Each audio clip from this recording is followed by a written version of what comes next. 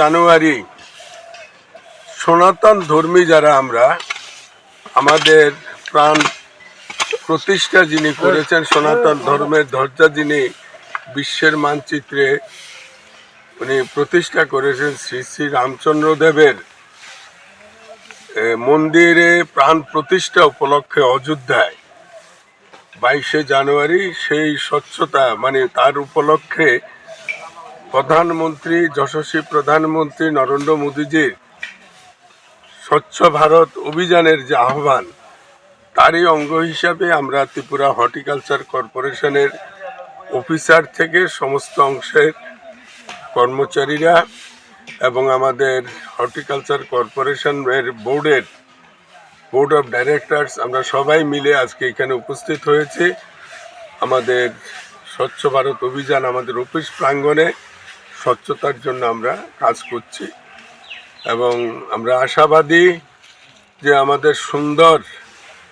আগামী প্রজন্মকে আমরা একটা সুন্দর ভারতবর্ষ এবং একটা পৃথিবীর মধ্যে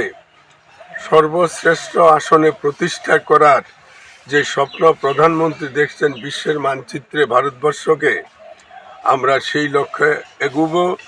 শুধু খালি বিজ্ঞানের ক্ষেত্রে নয়, স্বচ্ছতার ক্ষেত্রেও। এবং এই স্বচ্ছতার আরেকটা মূল উদ্দেশ্য হলো এটা রোগকে নির্মূল করে, কারণ অপরিচ্ছন্নতার মধ্যে দিয়েই আমরা বিভিন্ন রোগের বিভিন্ন ব্যাধিতে আক্রান্ত হই। তো আমরা যাতে আগামী দিন আরও সুস্থ থাকি, পরিবেশ যাতে ভালো থাকে, এই যে একটা বহুমুখী পরিকল্পনা যেটা প্রধানমন্ত্রী, যশস্বী প্রধানমন্ত্রী নিয়েছেন, সেই পরিকল্পনার অঙ্গ হিসাবে আমাদের এই রাজ্যে মাননীয় মুখ্যমন্ত্রীর তার নির্দেশে আজকে আগামী 22শে জানুয়ারি পর্যন্ত সর্বত্র অফিসে, আদালতে, বিদ্যালয়ে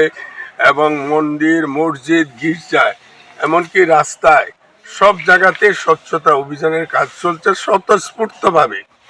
এটাকে বলা হয় উৎসবের মেজাজে।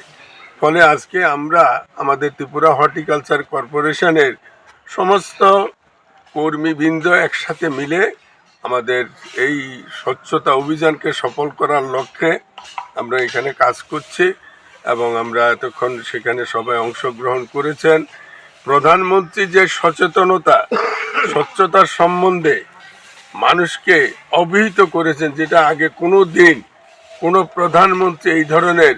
পরিকল্পনা নেননি। আমরা বিভিন্ন রোগে ব্যাধিতে আক্রান্ত হতাম। আজকে এই যে দূরদর্শিতা, সত্যি সেটা অভাবনীয় এবং আমাদের রাজ্যের বর্তমান মাননীয় মুখ্যমন্ত্রী প্রফেসর ডক্টর মানিক সাহা সেই কর্মসূচিকে সফল করার জন্য রাজ্যের সর্বস্তরের মানুষকে যেভাবে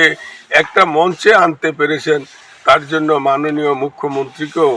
আমি ধন্যবাদ জানাই এবং তার এই প্রচেষ্টা যাতে সফল হয় এবং সফল করে সকলাংশের মানুষ অংশগ্রহণ করে,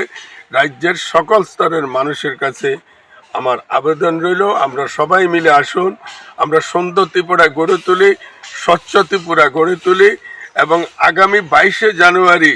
অযোধ্যাতে রাম মন্দিরের